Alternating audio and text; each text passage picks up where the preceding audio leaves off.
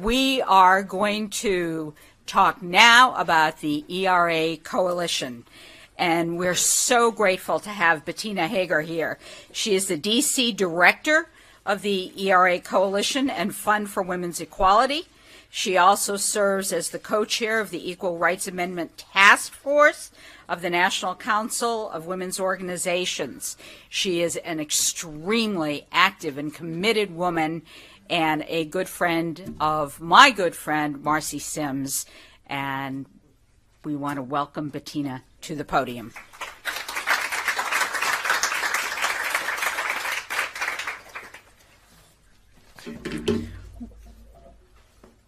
Thank you for that lovely introduction, Cynthia. And I want to thank both you and Amy for inviting me to speak here.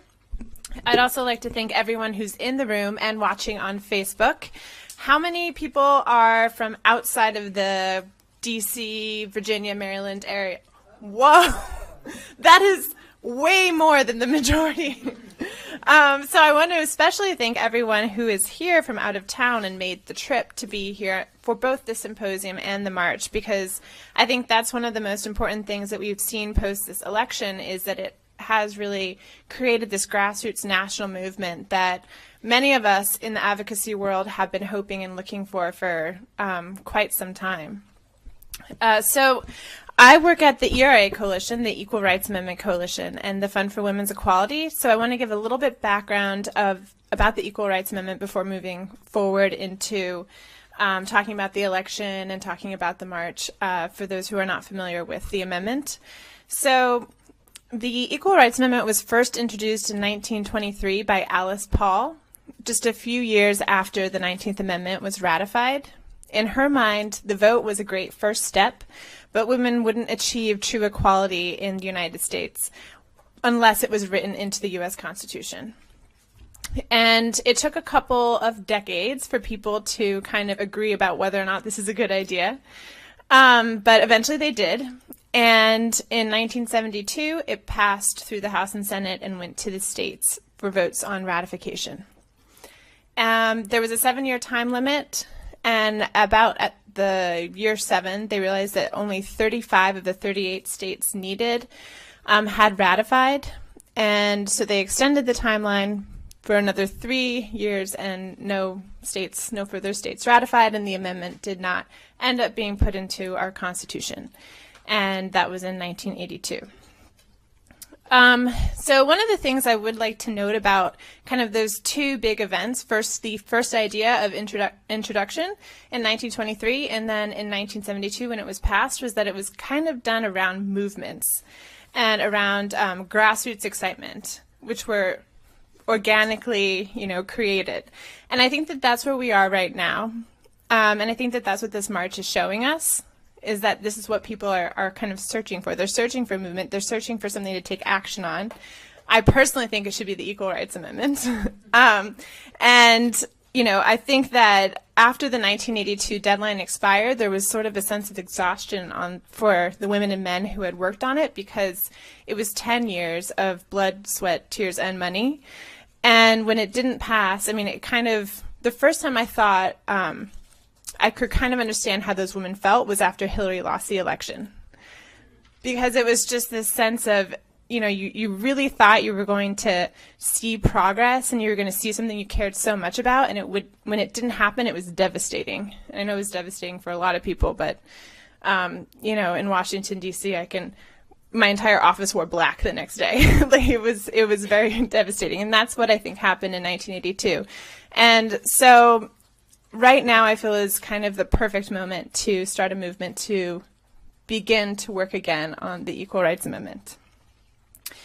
The ERI Coalition, which is where I work, was founded 2.5 years ago.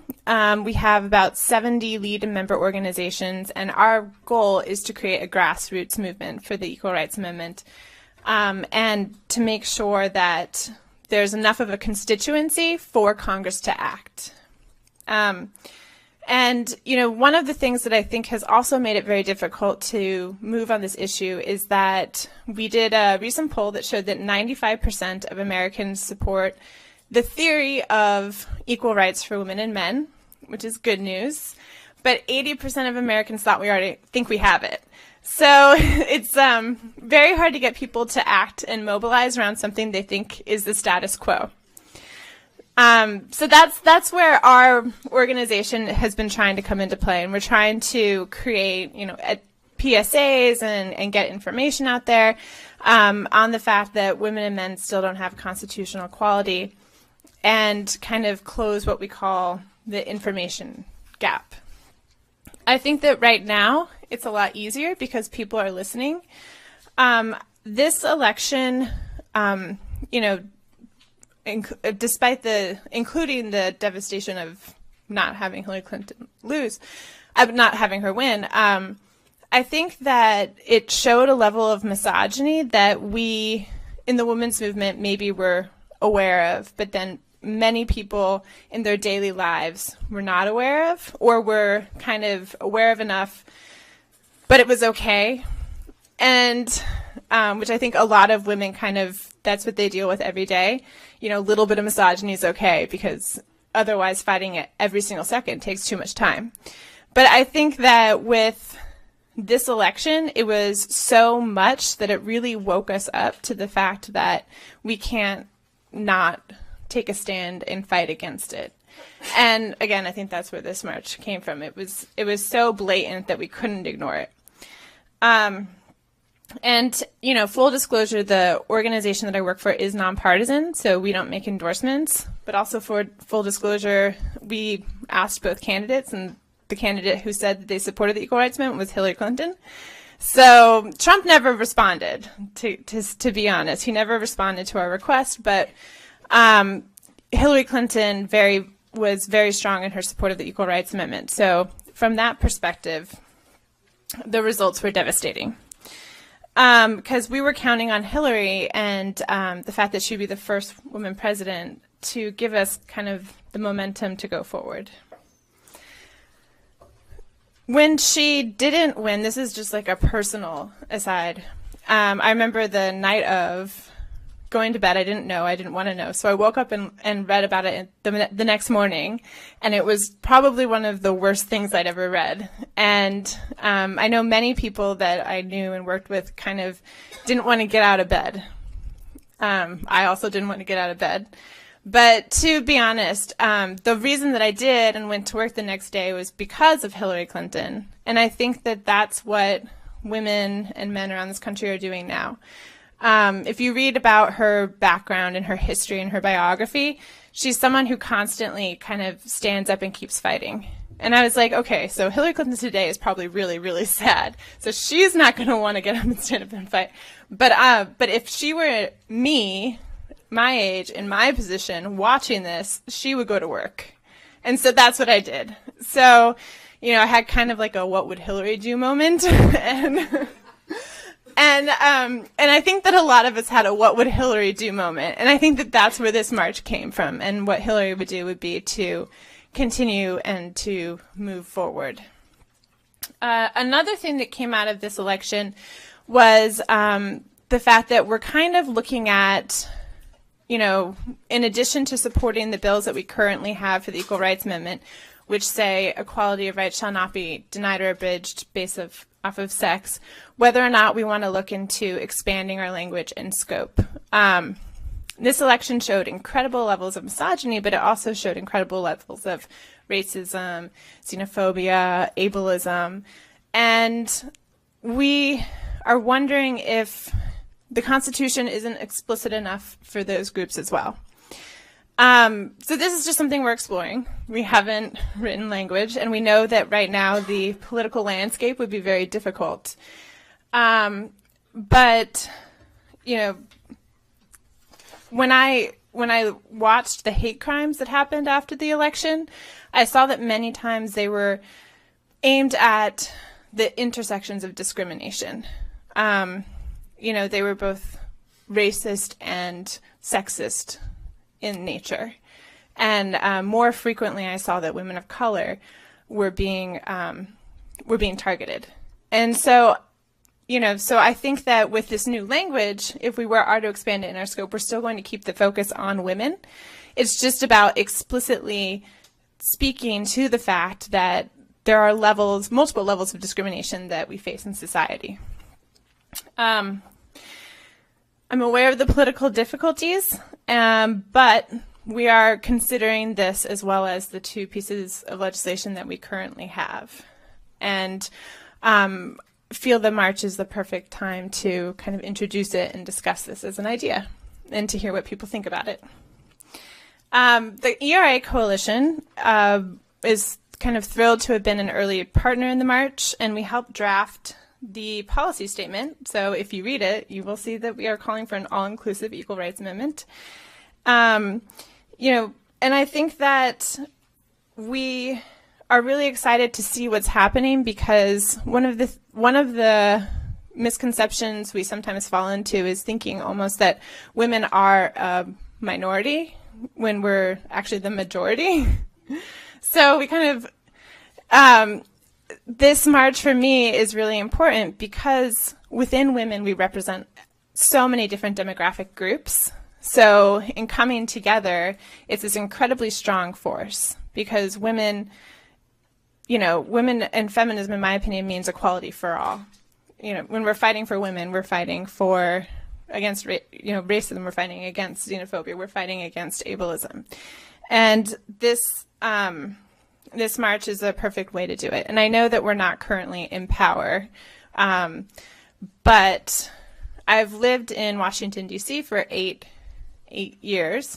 And I had someone yesterday, I've actually had a lot of people talk to me in D.C., you know, what's going on with this march? Is it actually effective to do anything in a protest way?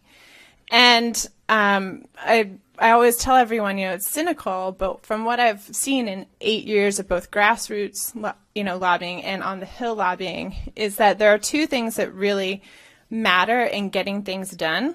The first is money, and the second is people. So the women's movement doesn't necessarily have a lot of money, but we do have a lot of people. And so it's so important to continue to do these actions and to continue to be civically engaged, because that's how we can show our force.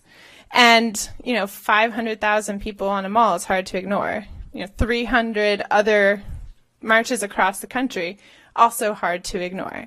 And I think that over the next 4 years, one of the things that we need to focus on is making sure that we show up and that we are civically engaged and that we don't let anything slide. Because as I said, women are 51% of the population. We're not a minority. So if they know that we're not going to sit back and watch all of the progress that we've been so proud to make over the past more than 8 years, but the progress that we've been making, many of us are extremely proud of. And I think that along with, you know, really rooting for Hillary, I think that this election was, to many of us, an assault on the progress we've been making and the world that we believe in, and our worldview. And we do need to, as we were talking about, expand worldview and talk to everyone and see how maybe our worldviews are different and whatever that is, and listen. But I think that for a lot of us who've watched progress and have seen it kind of happen, it was a devastating moment, because we're looking around and saying, wait, who doesn't agree with us? Oh, really? And I mean, there we go. There's the coastal kind of, there you go. There's the coastal bubble, you know. And we need to figure out how to talk to people and ask them, maybe, why don't you agree with us? What can we do to make you agree with us? Do you really not agree with us? Or are there things that we can agree on together? But I think that, you know, that was what kind of hit so many of us. And I think that is why women are marching in the streets tomorrow. Whether it's in D.C. or it's in San Francisco or it's in New York or it's in, you know, London or Germany or wherever it is. I mean, it's happening everywhere. It's going to be very difficult to deny that there are people who are opposing what we see as against our worldview and our kind of hope for the future. So along with tomorrow, which is so exciting, we need to look to after tomorrow. And that is where I hope to kind of gain recruits, gain support from you, from everyone on Facebook, from everyone at the march. In your goodie bags, I've put action cards, which encourage people to go home and to sign a pledge to support the Equal Rights Amendment. And also, we have a really easy website where you can put your name and your zip code, and it lets you automatically send emails to your members of Congress encouraging them to support. A lot of people are extremely busy, and I totally get that. That's why we try to make it as easy as possible. So if you just go on and you can click and send an email to your member of Congress and tell them to support the Equal Rights Amendment. We also really encourage people to call their members of Congress, to go to their district offices, because as much as the work that we do in D.C. is important, the work that's being done in the states is even more important. That's another thing I've seen through 8 years here. The members of Congress listen to the people in the states. They, sort of listen to us in D.C. But the people that they really want to hear from are the constituents.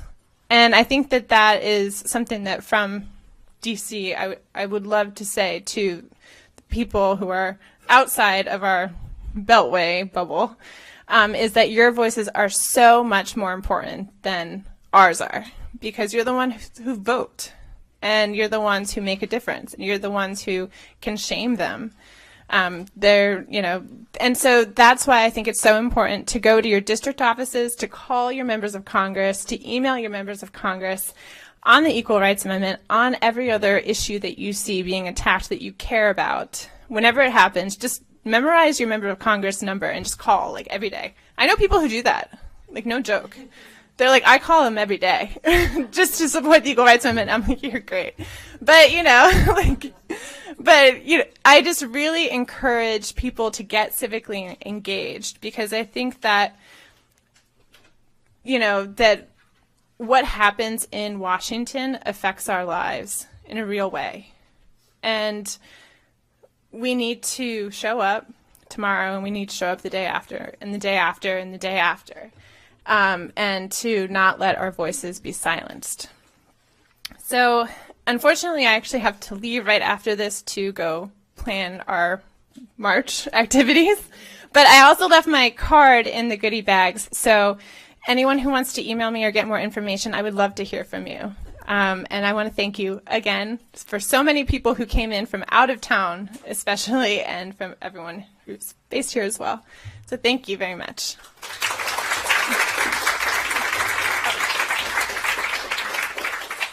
So we have the opportunity for one question. Who's going to be the lucky? Okay.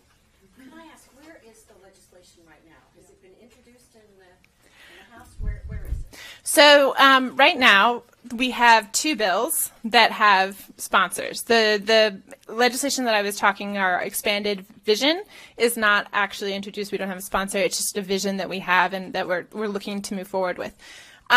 There is the traditional strategy, and then there's the three-state strategy. The traditional strategy follows the Article 5 Constitution process, where it's 2/3 of the House, 2/3 of the Senate, and then 3/4 of the states. And then there's the three-state strategy, which says, you should never put a timeline on our amendment, and could you remove it? And then the 35 states would possibly be viable, and then we would need 3 more states. There are pros and cons to both, and that's why we're moving forward with both.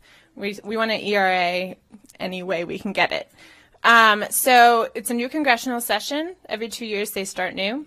Senator Cardin, who does the three-state strategy in the Senate, actually introduced it on Wednesday. And he did it pretty quick, so it's SJRS 5, so that's great. And even with just the short notice, he got 20 original co-sponsors and some other people who want to be added right away. The other legislation hasn't yet been introduced, but will be soon in the House and the Senate. And our sponsors from the last session were the traditional strategy was Congresswoman Maloney, and then the three-state was Jackie Spear, and then Senator Cardin and Senator Menendez did the traditional strategy, and they got good 190 sponsors, but could go into more civics, but you need to be granted hearings by the Judiciary Committee, which is held by Republicans who aren't the majority of the co-sponsors. So that's another reason we need to be focusing on all elections,